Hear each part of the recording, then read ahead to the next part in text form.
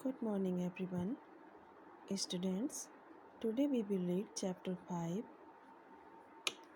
सत्य की जीत of Hindi literature book. पाठ 5 सत्य की जीत। दृश्य नंबर 1 मतलब सीन नंबर 1 है स्थल मतलब स्थान नागपुर शहर है। जगन सेठ के घर के पास का एक बड़ा पेड़ एक महिला दरवाज़ा खटखटाती है। ठीक है, स्थान कहाँ है, जगह का नाम दिया गया हुआ है। ये एक एकांकी टाइप में है। ठीक है, तो ये किस जगह पे ये पहला सीन हुआ है तो वो बताया गया है। नागपुर है, जगन सेठ के घर के पास एक बड़ा पेड़ है और एक महिला जगन सेठ के घर का दरवाज़ा खटखटाती हुई जगन सेठ अंदर से बोले, भीतर से कौन है? शोभा बोली। जो दरवाज़ा खटखटा रही थी उसका नाम शोभा था। सेठ जी, मैं हूँ शोभा। जगन सेठ बोले, दरवाज़ा खोलते हुए बोले, आओ शोभा बहन, आज कैसे कृपा की, मतलब आज आने की कैसे कृपा की, क्या ज़रूरत पड़ी जो आज आने की कृपा की। सेठ बाहर आ जाता है, दरवाज़ा खोल के सेठ बोलते हुए बाहर आ जाता है और पेड़ के नीचे कुर्सी पर बैठ जाता है और एक जो पेड़ है बड़ा सा उसी के नीचे एक चेयर पड़ी है उस पर बैठ जाता है। शोभा बोलती हैं, सेठ जी, मैं कुछ दिनों के लिए तीर्थ यात्रा पर जा रही हूँ। तीर्थ यात्रा मतलब पुण्य कमाने के लिए लोग जो जाते हैं, जैसे कोई तीर्थ स्थल जाते हैं, जैसे घूमने के लिए हरिद्वार मथुरा कहीं भी जाते हैं। ठीक है, उसको तीर्थ यात्रा बोलते हैं। सेठ जी, मैं कुछ दिनों के लिए तीर्थ यात्रा पर जा रही हूँ। मैं अपने 2000 रुपये नकद और कुछ गहने आपको सौंप कर जाना चाहती हूँ। लौटूंगी तो कृपा करके वापस दे दीजिएगा। अब शोभा ने क्या कहा कि सेठ जी, मैं तीर्थ यात्रा पर जाना चाहती हूँ, इसलिए आप मेरे 2000 रुपये नगद मतलब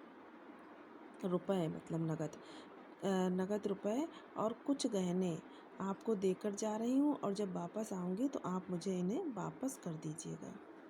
जगन सेठ बोले, आप चिंता मत करें। जगन सेठ ने कहा, आप फिक्र ना करें, जब आप लौट कर आएंगी तो आपकी धरोहर सुरक्षित पाओगी। ठीक है, कहा आप चिंता ना करें और जब आप वापस आएंगी लौट के तो आप अपनी धरोहर को सुरक्षित पाएंगी।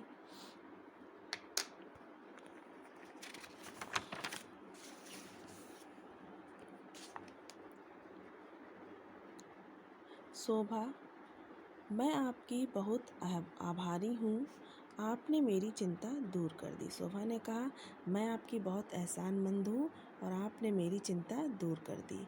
शोभा 2000 रुपये और गहने देकर चली जाती है। शोभा जगन सेठ को 2000 रुपये और गहने देकर चली जाती है। जगन सेठ मन ही मन सोचता है, इसकी पूंजी लौटाने से इनकार कर दूँ तो। अब जगन सेठ के मन में लालच आने लगा। उसने कहा, इसने जो 2000 रुपये और कुछ गहने दिए हैं, अगर मैं इनको वापस ना करूं तो क्या होगा। ठीक है, दृश्य नंबर 2 अब दूसरा सीन है। एक वो पहला सीन था और ये दूसरा सीन है। स्थान है पहले जैसा, दृश्य पहले जैसा ही, वही पेड़ लगा है, वही जगन सेठ का घर है। ठीक है, शोभा, सेठ जी, मैं तीर्थ यात्रा से आ गई हूँ, अपनी धरोहर वापस ले जाना चाहती हूँ। ठीक है, अब शोभा वापस आ गई है तीर्थ यात्रा से। ठीक है, तो वो कहती, सेठ जी, मैं तीर्थ यात्रा से वापस आ गई हूँ और मैंने जो आपको अपनी धरोहर दी थी, जो 2000 रुपये और गहने दिए थे, अब मैं वो वापस ले जाना चाहती हूँ। जगन सेठ, कैसी धरोहर, किसकी धरोहर, किसे दी थी? अब जगन सेठ के मन में लालच आ गया है तो वो कहते हैं, कैसी धरोहर, ठीक है, कैसी अमानत, किसकी अमानत और किसको दी थी? शोभा, नहीं सेठ जी, ऐसा ना कीजिए, मुझ गरीब को मत लूटिए, मैं 2000 रुपये नकद और कुछ गहने आपको सौंप कर गई थी। जगन सेठ कहते हैं, मुझे लुटेरा कहती हो, गाली देती हो, चली जाओ यहाँ से। शोभा निराश होकर चली जाती है। जगन सेठ के मन में लालच आ गया। जगन सेठ ने वो गहने और रुपए नहीं वापस किए। तब जब उसने शोभा ने कहा कि ऐसा ना करिए, ठीक है, तो जगन सेठ गुस्सा होकर कहते हैं मुझे लुटेरा कहती हो, मुझे चोर कहती हो और मुझे गाली देती हो, ठीक है। जब ऐसा वो सुनती है तो शोभा वहाँ से निराश होकर, दुखी होकर वहाँ से चली जाती है। अब है दृश्य 3, सीन 3 देखिए। स्थल है, स्थान कहाँ का है? न्यायालय बना हुआ है, वहाँ पे न्यायाधीश हैं, न्यायाधीश जो न्याय करते हैं, ठीक है, जज बोलते हैं। शोभा है और जगन सेठ है। न्यायाधीश शोभा से, हाँ बोलिए आपकी क्या शिकायत है? न्यायाधीश ने, जज ने शोभा से कहा कि आपकी क्या शिकायत है? शोभा, सरकार 4 महीने पहले की बात है, मैं 2000 रुपये नकद और कुछ गहने जगन सेठ के पास धरोहर रखकर तीर्थ यात्रा पर गई थी। वापस आने पर मांगने लगी तो सेठ जी साफ मुकर गए, ठीक है। न्यायाधीश ने कहा, मुकरना मतलब सेठ जी ने तुरंत मना कर दिया।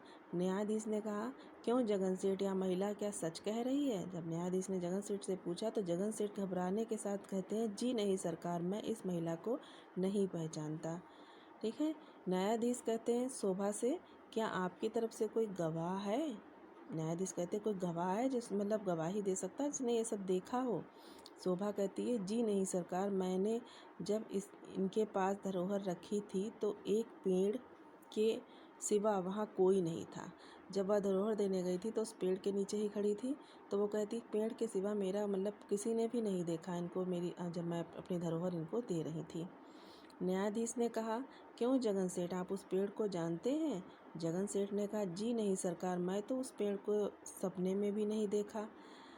न्यायाधीश, शोभा जी, आप जाइए और उस पेड़ की एक टहनी तोड़कर लाइए, वही गवाही देगी। शोभा चली जाती है। न्यायाधीश शोभा से कहते हैं, अगर पेड़ ही गवाह है तो आप जाइए और उस पेड़ की एक टहनी तोड़कर लाइए, वही गवाही देगी, ठीक है। थोड़ी देर बाद, थोड़ा टाइम बीत जाता है। थोड़ी देर बाद क्या होता है देखिए।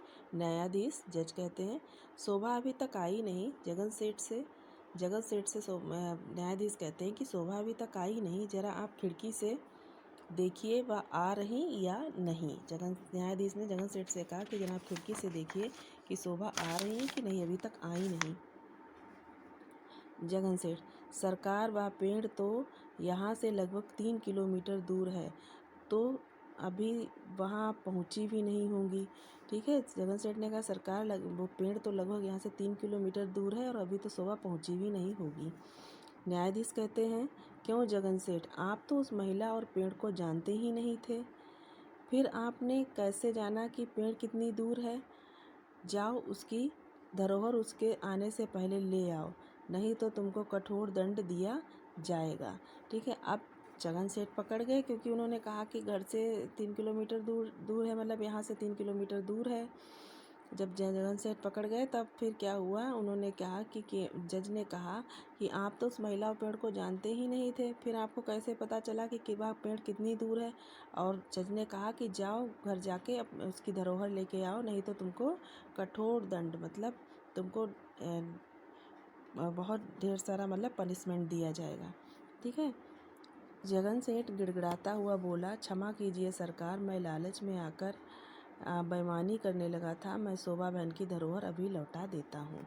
जगन सेठ ने न्यायाधीश से सॉरी बोला और कहा कि क्षमा कीजिए, मैं अभी शोभा बहन की धरोहर वापस कर देता हूँ।